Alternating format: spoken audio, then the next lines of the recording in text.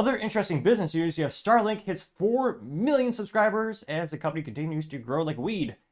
And yet another thing, granted not publicly traded yet, but yeah, yet another thing that Elon has defied all odds and is building a very profitable business in. Now this comes to us thanks to TechCrunch.com.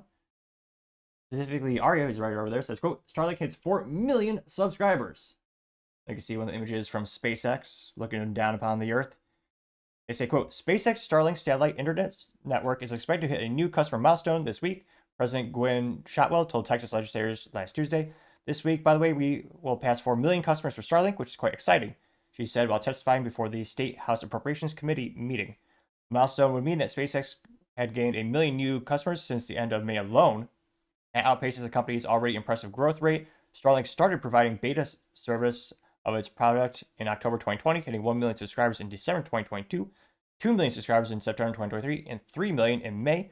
The constellation now comprises nearly 6,000 satellites, with service available in near 100 countries to individual users as well as large enterprise customers like major airlines and cruise lines, which it was mid or early last week they had that relationship where they actually did have their first commercial aviation contract to have the Starlink internet service provider in the United Airlines planes. They say the track is on service. Oh my gosh. They generate 6.6 billion in revenue this year, an increase from roughly 1.4 billion just 2 years ago, according to research and consulting analyst Quality Space, which appropriate company to be doing research on Elon's companies. Quality Space. Makes sense. They say Starlink is central to SpaceX overall plan to commercialize and eventually explore space. While the company has continued to raise money from investors, CEO Elon Musk has said for years that revenue from the broadband internet service would help further the development of the massive reusable rocket, Starship, in turn bringing Starship online to help the company launch even more Starlink satellites with greater cadence. Starlink has become the undisputed giant of satellite internet. Since starting service, it has taken increased market share from legacy incumbents like Vista and SES, which operate large satellite and higher geostationary orbit. There are also a handful of other constellations currently in the works, notably Amazon's Project Kuiper, but they have yet to commence commercial service, which yeah, there's a lot of copy-paste between Elon Musk and, or rather, Jeff Bezos, just copy-pasting Elon Musk's ideas. But it doesn't seem to have quite a successful track record in terms of actually executing those ideas. And this is pretty cool. It'll be really interesting to see. I mean, I suspect in our lifetime, again, get that price point down enough, get the reliability enough. I mean, they have that partnership with T-Mobile, so you can start getting the satellite calls from your cell phone if that's your mobile carrier. I think that was 4 or 5 months ago. I mean, again, none of this financial advice, and I don't think Elon will actually do an IPO of the company because it's a trade-off. You get a massive amount of money that the business can use to expand, but you also lose control. There's trade-offs being publicly traded. And after the issues he had with the Tesla being publicly traded and having less control and having to worry about quarterly results versus the long-term visions that he has, I don't suspect he'll ever actually have an IPO for SpaceX.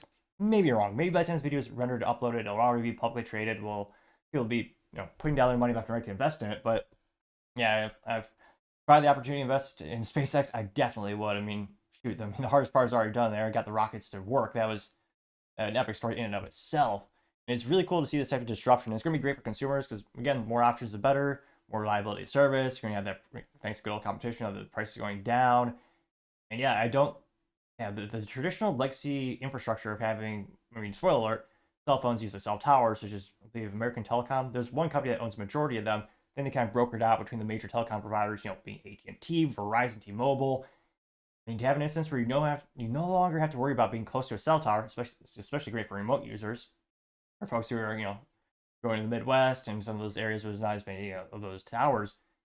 And you just think the cost decrease, not having to worry about the maintenance of those towers or deploying new towers. I mean, it is going to be a huge upside for a lot of folks. It wouldn't, I mean, they're friends today. You got that relationships with T-Mobile, but who knows? A couple years, maybe they put them out of business.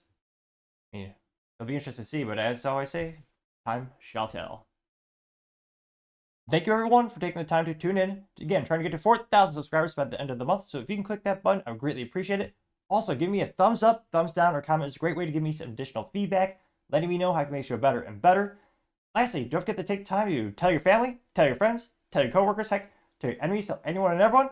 Just stay safe and fight the good fight.